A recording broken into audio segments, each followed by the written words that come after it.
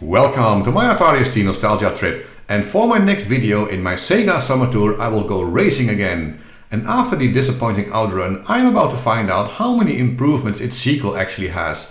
Because yep, Turbo Outrun was also ported to the ST, and the programming was again done by the same guy who did the original Outrun port, and he also did Chase HQ2 and Enduro Racer. So by this time he should have received quite a lot of, let's say, constructive feedback, which I hope he had taken to heart by the time he was developing this game. So, will the loading time be any shorter than the original Outrun? Will these stupid drop-down menus be gone? Will the game feature anything that actually feels like gameplay? Well, I would say I cannot wait to find out, but we all know we are lying. But I'm going to go through anyway to see what's what. And I am actually going to skip the loading time a little bit, so I cheated a bit. But I can tell you that it takes about 1.5 minutes to load until the music starts, and if you can swap discs fast enough, that is, because this game came on 3 discs for some reason. Anyway, it loads at least twice as fast as the original Outrun. But unfortunately it does the loading in complete silence, so it's just a silent wait until the music starts, and then it goes into the sort of demo gameplay, which now looks sort of half okay, I guess. I am mostly happy to see the stupid menus are gone, which means we can go racing at the push of a button, trying to complete all of the 16 stages within the time limit, and avoiding being stopped by police or beaten by our rival. But before we are going racing, as the game's over, the demo, or it just goes back to the menu. But before we go racing, remember in Outrun, during a spin, the driver and passenger would switch seats. Well, the spins in this game always looked really weird to me, and when I looked at it frame by frame, I sort of understand why. Because, I mean, look at this. What is going on here? I have absolutely no idea what's going on here. It just looks so weird. They're just all over the place. And I don't know. Maybe we should not think about it too much and just go racing and see if the game itself is actually quite okay. So I'm going to stop this demo thing and start the racing, and yeah, I'm not really impressed by the title screen, and I'm also not very impressed by these option screens. But to be fair, the option screen in an arcade looks very similar to this, so it's not... Yeah, it was already very bland. And apparently this man were now changing my gearbox, and did so very fast, and I'm ready to start racing. So the first part is New York, and...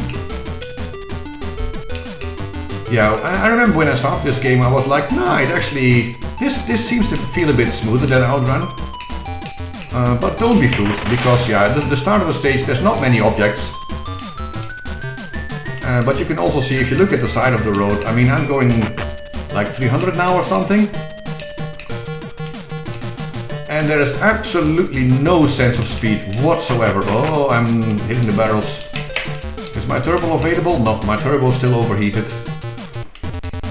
But yeah, they deliberately made the very first stage quite easy to go through, so I immediately got to the next stage.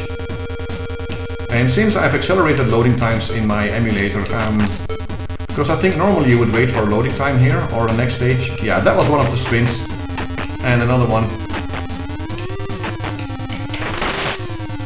I really need some turbo to get going. And at this point already, the frame rate is so horrifically bad. This does not feel like a racing game whatsoever. This feels more like a skills game, where it sort of shows you, well, for some reason I got to the end of this stage in time, in one go, which is sort of, and the police is also chasing me.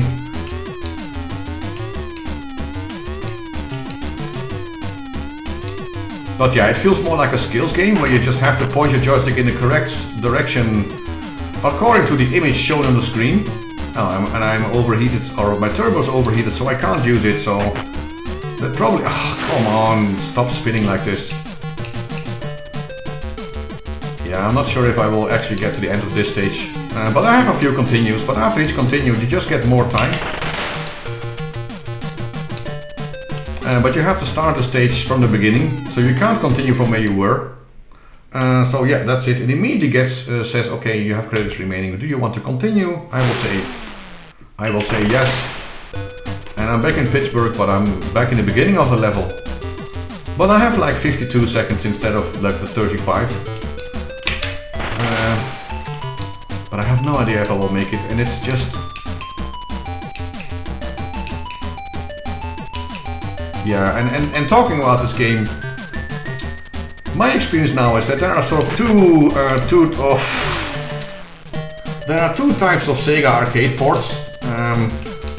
The one type is the one where they sort of acknowledged the limitations of the ST and made a lot of compromises, but they made them in the right parts of the game to concentrate fully on actually giving you the best gameplay experience as possible. And of course there's the other ones that basically first ported over all of the graphics, and I made it past stage 3. And you can see now it's loading. Which from floppy would take a bit longer than it took here. But the second type of arcade conversions is actually the ones that ported over all of the graphics first and then sort of looked what they could still do with... And now it's an overheat. Why is my car not accelerating? Am I stuck on a tree or what? Oh, come on, that is just awful. Yeah, they tried to cram in the remainder with whatever resources were left. So, can you guess which category this one falls in? Yep, it's a big graphic slideshow, and of course, being stuck in the tree didn't really help to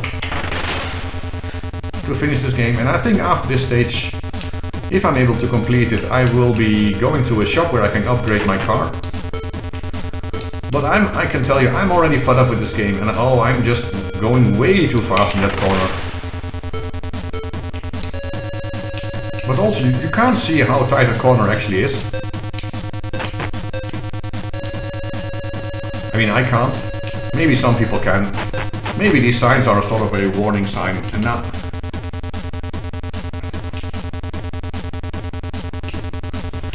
I think my turbo is still overheated. Yeah, I'm not going to make it to the end of this stage. Am I? Is this a checkpoint? No, this is just some other completely... Oh! How about that? And the band is playing. I did not expect to get past stage 4.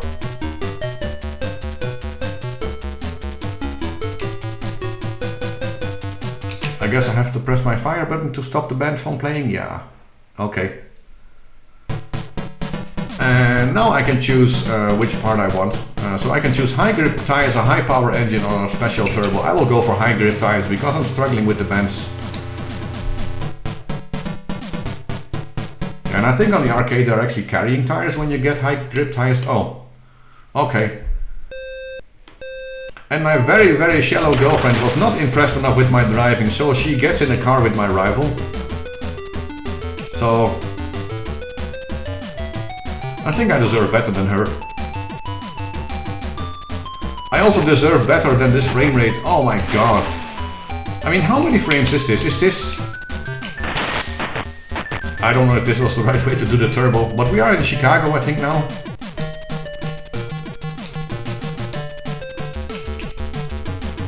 But I think this is 3 frames per second.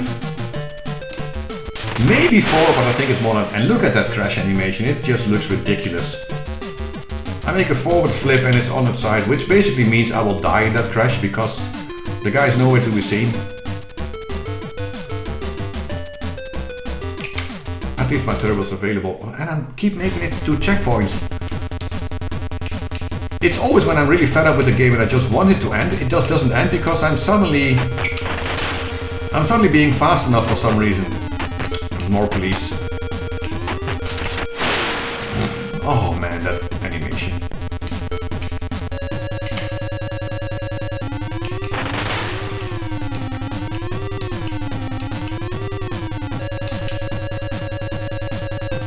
Yeah, I mean, I do not understand why. I think I played this game once or twice when I was young, and then I was already...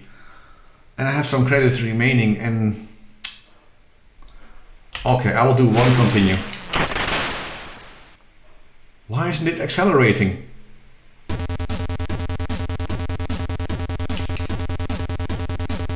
Which also makes no sense, because a turbocharger only does something when you are actually... your engine is actually revving. Oh well, let's not get too technical. Oh, no. Okay, I did not do that on purpose. I know I just said I just want this game to end, but I am genuinely trying to control the car, which is almost impossible at this frame rate. It's also so unnatural. I mean, if the movements were somewhat natural, you could sort of have a feel for the gameplay. With this port, it's just absolutely impossible. I mean, sure, yeah, the game actually looks quite nice, but it really is just a slideshow. Oh, and I'm yeah, 1 credit remaining. Continue. You know what? I'm not going to continue. I'm already so fed up with this game. I am not even disappointed anymore. I knew what to expect and my expectations were about correct. It's just such a shame that most of the Sega arcade ports focused purely on looks instead of gameplay, and this one is no exception. I had some really great times with some of the games in my summer tour, but the majority were just exactly as disappointing now as they were all those years ago. I should find a fun game to play soon, and I might add a few games to my Sega summer tour, but first I am actually going to enjoy some time off. So it will take a bit longer until the next video, but for this one I would like to thank you for watching, and I hope to see you soon.